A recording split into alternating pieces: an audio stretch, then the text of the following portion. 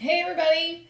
Sorry, I'm in the bathroom again. I know this is not like the most convenient way for me to film. It's not the most flattering angle, but this is what we have today. So, last night we talked to the girls about the fact that they are not going to be returned to their mom. And I filmed some stuff which will go up before this. Like I was telling you, I've told you guys in the other videos, this is going to be post-dated. So when you comment on this, this will have happened a while ago. If you see it. But I was worried that, the girls would not be emotional or they would be like numb. They wouldn't process. I knew that our oldest was going to be really upset, but I didn't know, like, I thought our youngest might be upset, but I thought she would be more, like, excited. I did not anticipate the level of excitement that we would get out of our youngest.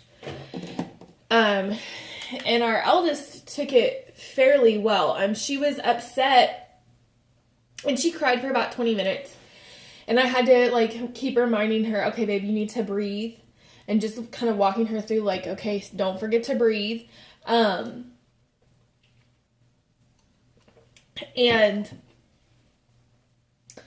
just kind of going through those different emotions and her feeling like the loss that she's had. And I did explain to her, like, she's not going to go through it all today. Like, she's going to have different moments where, she's going to feel fine, and then the next minute she's going to be really angry, or, that she may feel those things and that those feelings are normal. But relatively quickly, the conversation transitioned to positives about being with us, and she took it there. Like, we did not pressure her in any way to feel that way. I did a lot of listening. I did very little talking, which is not normal for me. So if you know me, you should be proud. But I did a lot of listening and a lot of just letting her vent and letting her kind of bring things up as she was ready. And yeah, she started talking about, does she get to have a pet? Because as you guys know, we have a ton of animals, and so she was asking if she was going to get to have a pet, and then she was asking if we were going to have a party, and then she was talking about, well, I can do gymnastics and just stuff like that. This was our eldest, but it took a minute after the initial shock for her to kind of get there. It went a lot better than I had anticipated it going, honestly. And I didn't know how it was going to go, but it went a lot better than I thought it was going to go. So,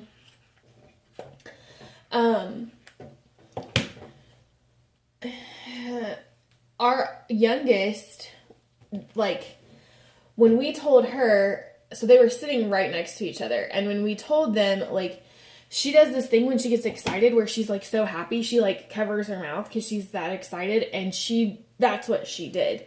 Because we didn't say, like, we're going to adopt you. We just said that, the judge has decided that you're not going to be going back to mommy. And so, like, we thought, okay, it would be better for them to be together when they hear it, because then they'll hear the same words and everything will be exactly the same. But I knew there was going to be a different emotional reaction. I definitely thought that our youngest would react similarly initially to her sister, just because her sister's feeling that way.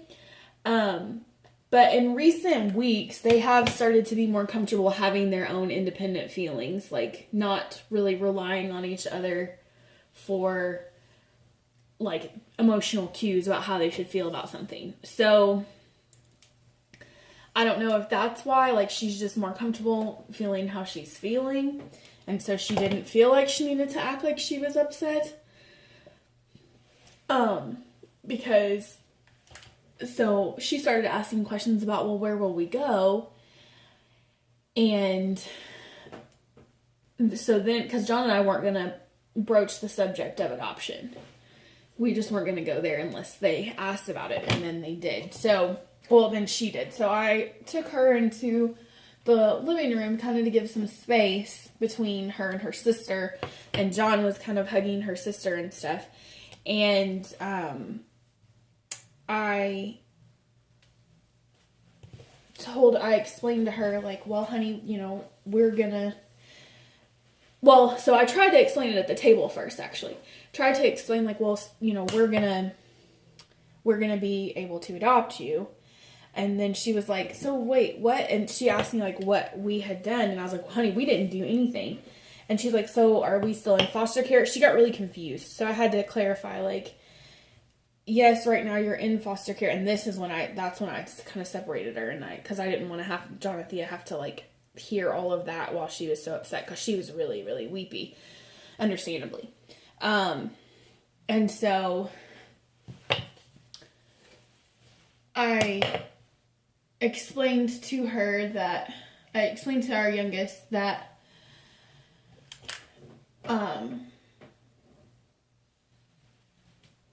the case is gonna transition from, and I didn't do it in this manner, I said it like in age appropriate, but I just explained to her, like, the case is gonna transition from a foster care social worker to an adoption social worker, and then there'll be some stuff, but we actually went to a friend's adoption, so on National Adoption Day, so they've seen what an adoption looks like, and they had, like, some point of reference, so it worked out, because I was able to be like, do you remember when we went to Ryan's adoption? Just, yeah, I was like, that's what's gonna happen. We're gonna go in, we're gonna see a judge, they're gonna talk to you about, or they're going to talk to us about what we're supposed to do as the parents, and then they're going to say, all right, you're the parents. And that's going to be what's going to happen. So, which with kids who've experienced trauma, this can be a positive and a negative. I don't think I've talked about this before. But, well, I've talked about this. Like, you need to be able to, like, run them through things before they experience them. So, like, with the adoption, it's good for us that, like, we've had the chance to take them to another adoption. So when it happens, they're going to know exactly what's going to happen. Like, they're going to know kind of, this is how it's going to go.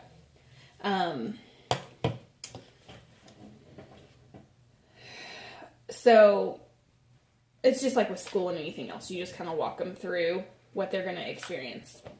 And then, you know, later when I was talking to our eldest, like I said, the conversation started to shift, and then she was asking about what was going to happen, and I was explaining it to her. So,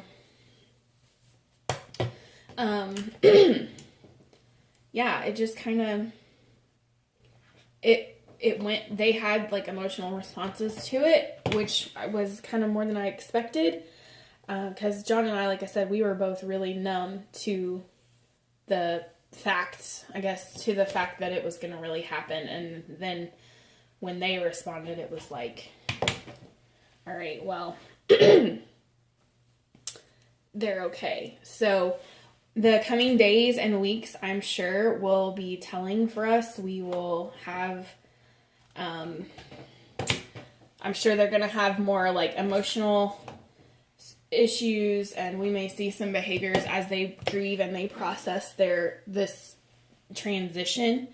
But the actually telling them about it went better than anybody really expected. I need a haircut so bad, y'all.